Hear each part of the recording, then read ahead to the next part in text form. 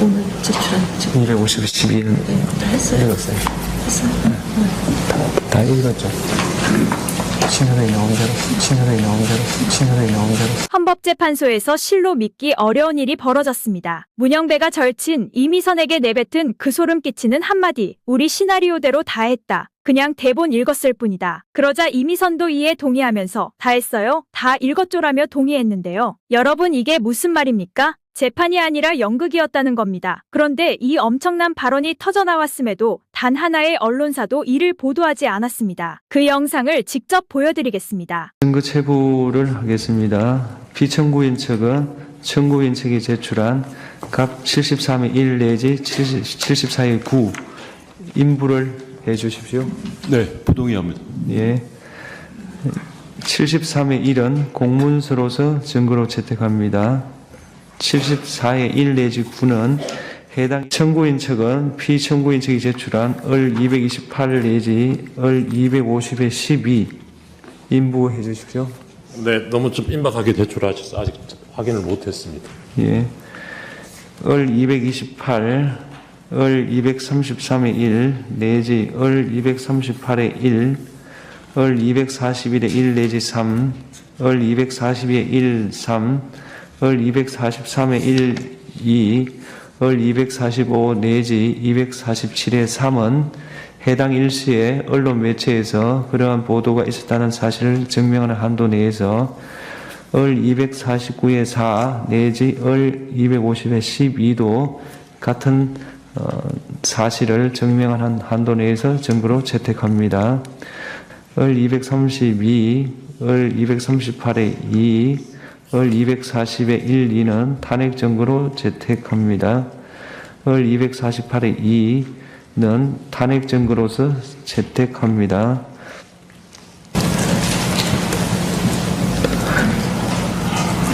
다 읽었나요? 250 오늘 제출한 지금 252는 다 했어요. 읽었어요. 했어요. 다 읽었죠. 친선에 나온 대로, 친선에 나온 대로, 친선에 나온 대로. 시나리오에 나온 대로 제가 다 읽었어요.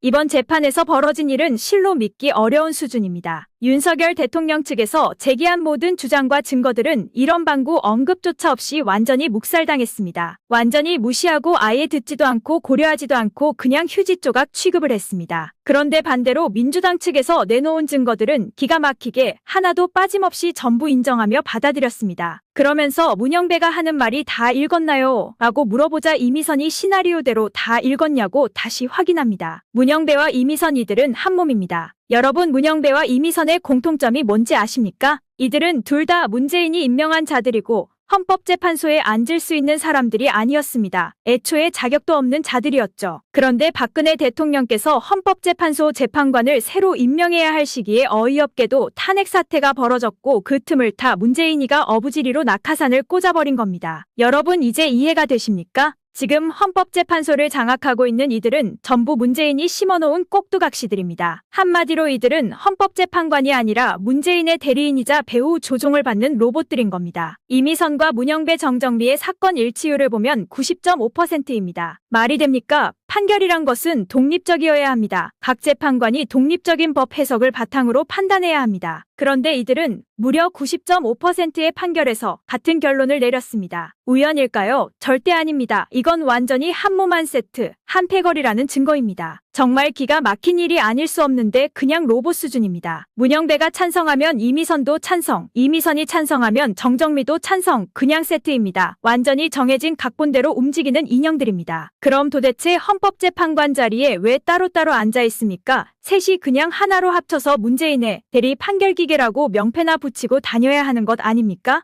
이번에 반드시 4월 18일 문영배 이미선이 나가고 윤석열 대통령이 지명하는 새로운 헌법재판관이 임명될 수 있도록 반드시 탄핵을 막고 이런 쓰레기 같은 놈들이 다시는 헌법재판소에 못 들어오도록 막아야 됩니다. 여러분 윤석열 대통령의 그 감동적인 최후 변론 보셨습니까? 그 말 한마디 한마디가 얼마나 가슴을 울렸습니까? 내가 직무에 복귀하면 나라를 위해 오로지 헌신하겠다. 개인의 이익에 연연하지 않겠다. 무려 2년 반이나 남은 임기가 있지만 나는 5년 다 채울 생각 없다. 4년 중임제 좋다. 4년 후에 물러나겠다. 이렇게까지 선언했습니다. 아니 이보다 더한 결단이 어디 있습니까? 4년 중임제 대찬성입니다. 4년 중임제 도입해서 앞으로 4년 더 해도 문제 없습니다. 그리고 그 다음은 황교안 대표님이 또 8년, 그 다음은 윤상현 의원님이 8년, 조원진 대표님이 8년, 그렇게 쭉쭉 이어지면 이재명은 늙어 죽고 완벽하지 않습니까? 아니 이렇게까지 명쾌한 로드맵이 있는데 누가 반대하겠습니까? 대한민국의 미래가 얼마나 밝겠습니까? 그뿐입니까? 국회의원 체포 지시 말도 안 됩니다. 이렇게 국민을 우롱하는 일이 어디 있습니까? 마지막에 정말 가슴을 찢는 말씀이 나왔죠. 서부지방법원 때문에 체포된 청년들 너무 가슴이 아프다. 여러분 이 장면을 보고 눈물을 흘리지 않은 사람이 있습니까? 이게 정의이고 이게 나라를 위하는 지도자의 마음입니다. 윤석열 대통령의 최후 변론 여러분은 기억하고 이 부조리한 현실을 우리는 끝까지 파헤쳐야 합니다.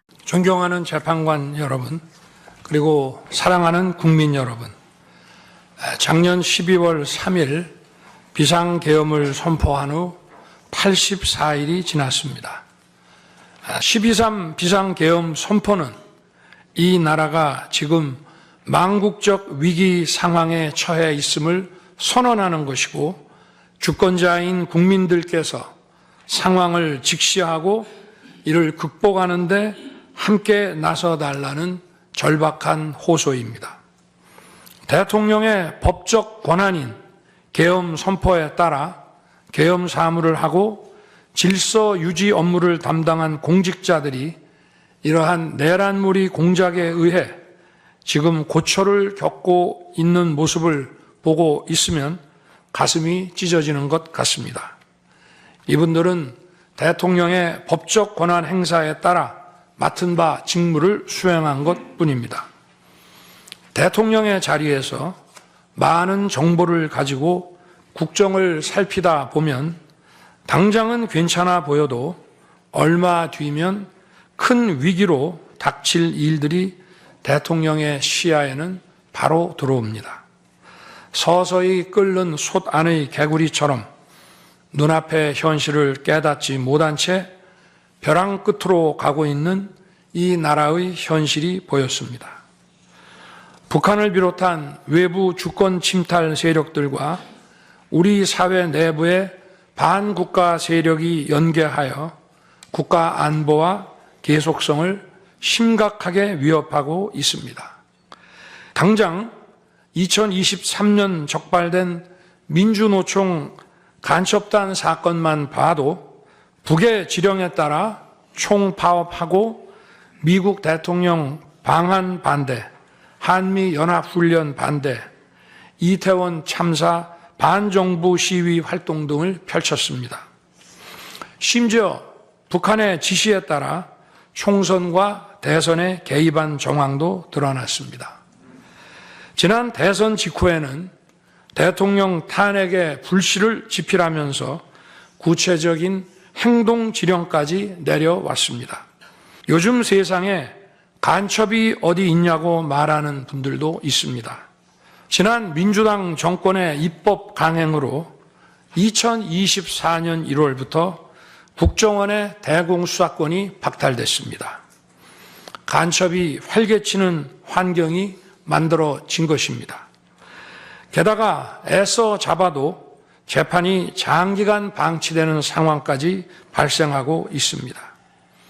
간첩을 잡지도 못하고 잡아도 제대로 처벌도 못하는데 이런 상황이 과연 정상입니까? 나라와 국민을 위한 길에 좌파 우파가 어디 있겠습니까? 하지만 자유를 부정하는 공산주의, 공산당 일당 독재, 유물론에 입각한 전체주의가 다양한 속임수로 우리 대한민국에 스며드는 것은 막아야 합니다. 다 알고 계시다시피 2023년 중앙선관위를 포함한 국가기관들이 북한에 의해 심각한 해킹을 당했습니다. 중앙선관위는 이 같은 사실을 국가정보원으로부터 통보받고도 다른 국가기관과 달리 점검에 제대로 응하지 않았습니다. 나중에 채용비리 사건 때문에 울며 겨자 먹기로 응한 일부 소극적 점검 결과 심각한 보안 문제가 드러났기 때문에 중앙선관위 전산 시스템 스크린 차원에서 소규모의 병력을 보낸 것입니다. 선거의 공정과 직결되는 중앙선관위의 전산 시스템 보안 문제는 우리 자유민주주의 체제의 핵심 공공재이자 공공자산을 지키는 일입니다. 더구나 그동안의 선거 소송에서 드러난 다량의 가짜 부정 투표 용지, 그리고 투표 결과가 도저히 납득하기 어렵다는 통계학과 수리과학적 논거 등에 비추어 중앙선관위의 전산 시스템에 대한 투명한 점검 필요성이 꾸준히 제기되어 왔습니다. 이런 조치들의 어떤 부분이 내란이고 범죄라는 것인지 도대체 이해할 수가 없습니다. 그리고 사랑하는 대한민국 국민 여러분, 국가와 국민을 위한 계엄이었지만 그 과정에서 소중한 국민 여러분께 혼란과 불편을 끼쳐드린 점 진심으로 죄송스럽게 생각합니다.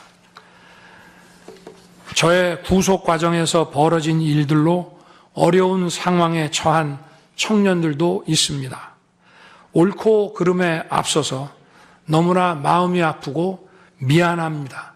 지난 12.3 계엄과 탄핵소추 이후 엄동설안에 저를 지키겠다고 거리로 나선 국민들을 보았습니다. 저를 비판하고 질책하는 국민들의 목소리도 들었습니다. 서로 다른 주장을 하고 있지만 모두 대한민국을 사랑하는 마음이라고 생각합니다. 부족한 저를 지금까지 믿어주시고 응원을 보내주고 계신 국민 여러분께 진심으로 감사드립니다. 저의 잘못을 꾸짖는 국민의 질책도 가슴에 깊이 새기겠습니다. 그리고 이 모든 과정이 새로운 대한민국으로 도약하는 디딤돌이 될 수 있도록 최선을 다하겠습니다.